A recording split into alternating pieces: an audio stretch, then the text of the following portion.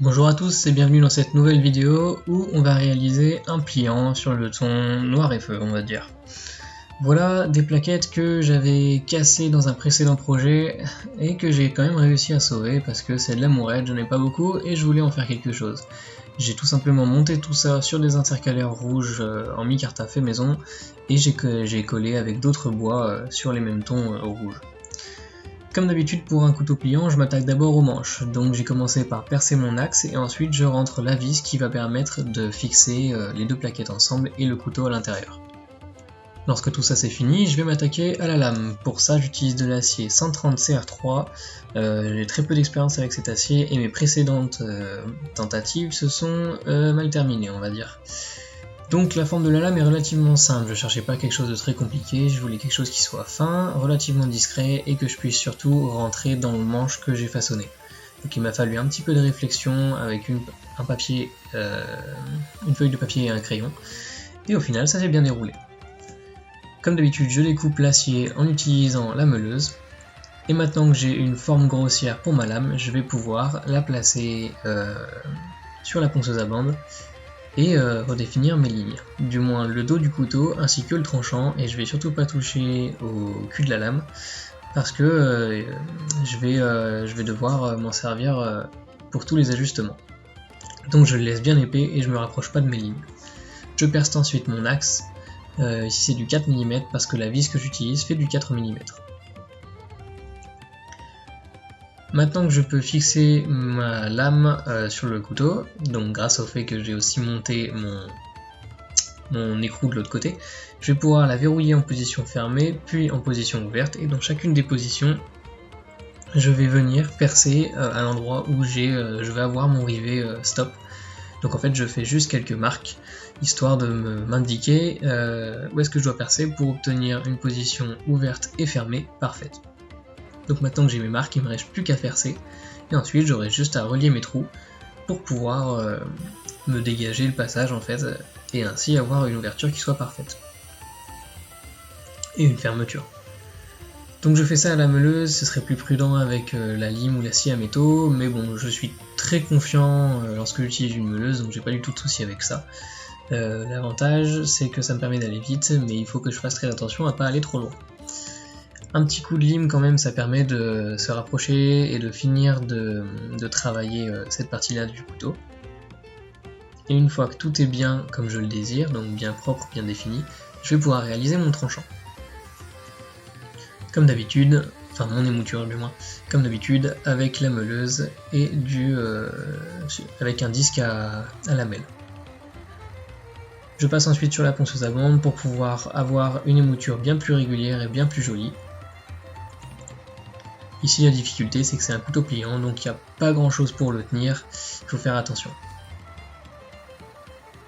À ce moment là de la réalisation en fait, dans cette étape j'utilise du grain 40. Le but ici c'est d'enlever un maximum de matière et très rapidement jusqu'à avoir à peu près 1 mm au tranchant.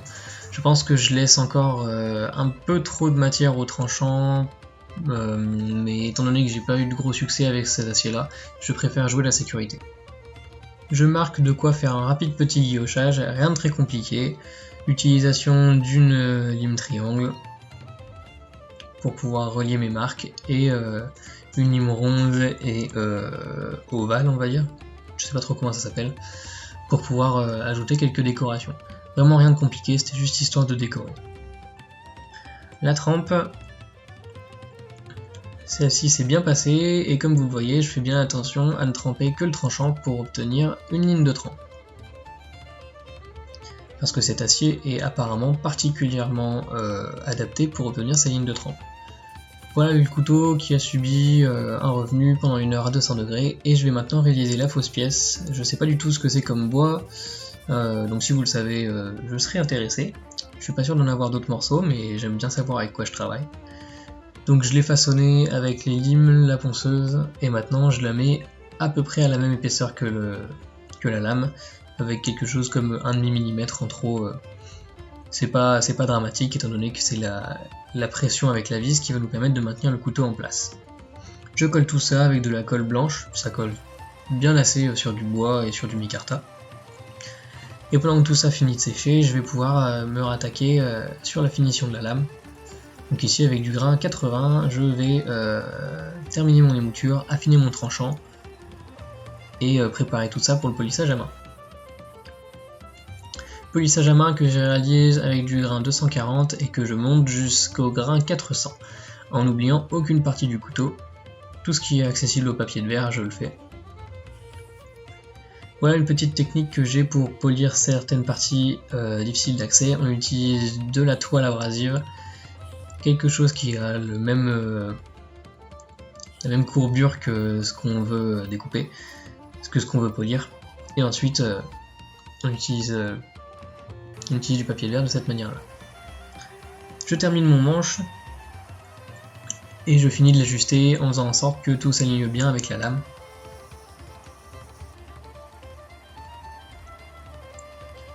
Hop, et là je teste la rétention, notamment si tout s'aligne bien et si tout est bien à sa place. Ensuite j'ai maté mes rivets, donc notamment mon rivet stop et mon rivet qui était au niveau de ma fausse pièce. Passage dans l'acide pour ma lame pour révéler la ligne de trempe. Et c'est là que j'ai eu une très mauvaise surprise en fait. Après une dizaine de minutes dans l'acide, la ligne de trempe était très visible, donc j'étais très content de ça. Par contre, j'avais des rayures très bizarres, enfin vous verrez après. Pendant que la lame était dans l'acide, j'en ai profité pour polir ma vis. C'est tout à fait optionnel, ça sert à rien, mais je trouve que c'est joli, ça montre qu'on a apporté une petite attention en plus. Ça prend pas beaucoup de temps et je trouve ça sympathique à faire. Toujours pendant que la lame est dans l'acide, j'en ai profité pour terminer le manche. Donc j'ai arrondi mes angles, je suis monté en grain, et après c'est plus que des étapes de polissage à la main. Ici le but était vraiment de juste casser mes angles, je voulais pas quelque chose de très compliqué, je voulais juste que ce soit confortable. Polissage à la main du grain 240 jusqu'au grain 1000. Tout ça pour pouvoir révéler les veines du bois et toute la beauté des différents bois. Je passe ensuite un coup dans l'huile, enfin en fait je vais faire un bain d'huile, mais d'abord une première trempette pour voir ce que ça donne. Et donc comme vous le voyez, on a une jolie association de couleurs, tout sur le ton rouge avec des teintes plus ou moins prononcées. Et donc voilà ce qu'on obtient en sortie d'acide. Ma lame est tachée vers la pointe. Et surtout, là, on les voit maintenant, on a des rayures qui sont perpendiculaires au fil de la lame, alors que ma lame était polie avant, en tiré de long. Ces rayures sont très très moches, et en fait il s'est avéré que c'est des micro-rayures qui restaient du grain 80 de la ponceuse, mais qui ne se voyaient pas à l'œil nu, simplement qui étaient révélées lors du passage dans l'acide. Donc j'ai dû reblanchir ma lame et refaire tout le polissage en partant du grain 180 et en allant cette fois-ci jusqu'au grain 1000, en croisant tous mes grains pour être bien sûr et certain que chacune des rayures qu'il y avait sur la lame en sortie, juste avant la trempe dans l'acide, c'était du grain 1000. Donc je refais un bain d'un quart d'heure, et on voit déjà là dans la première petite trempette de quelques secondes, on voit une jolie ligne de trempe. Et là cette fois-ci j'avais plus de rayures perpendiculaires, mais certaines rayures du grain 1000 étaient très prononcées, très marquées. Je sais pas pourquoi ces rayures là en particulier sont beaucoup plus foncées que les autres, je trouvais ça moche.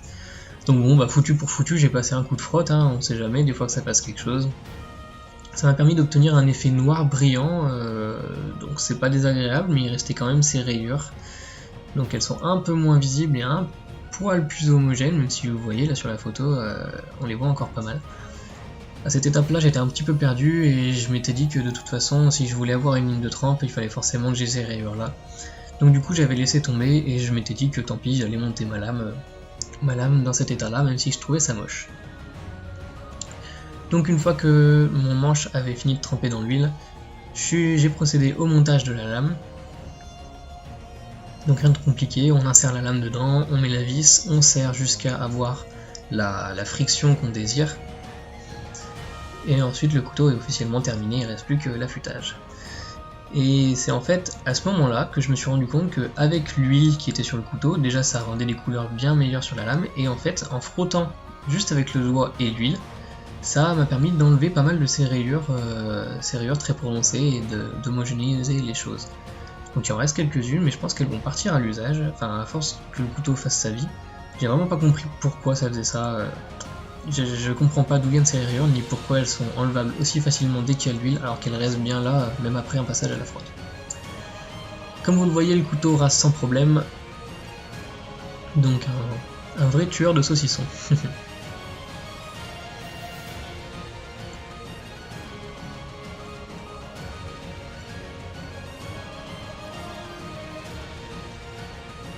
Donc voilà, on arrive avec les photos de la fin, le petit diaporama.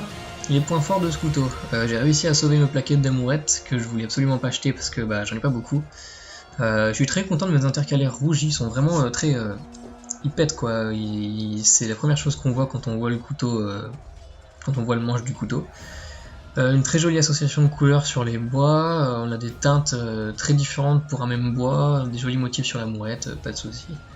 Pour la forme de la lame, je suis très content, et je suis content de tout en fait, sauf de l'état de surface. J'ai une très jolie ligne de trempe, enfin pas très jolie, elle est sympa, c'est la meilleure que j'ai faite à ce jour-là, mais je suis vraiment perturbé par ces rayures et par ces taches noires qui sont là et en fait pas vraiment parce qu'apparemment elles ont l'air de s'enlever juste au toucher, mais dans certaines conditions, enfin je suis un petit peu perdu quant à ces marques-là.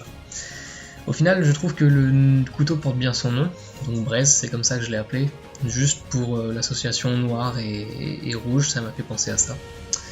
Voilà, donc c'est la fin de la vidéo.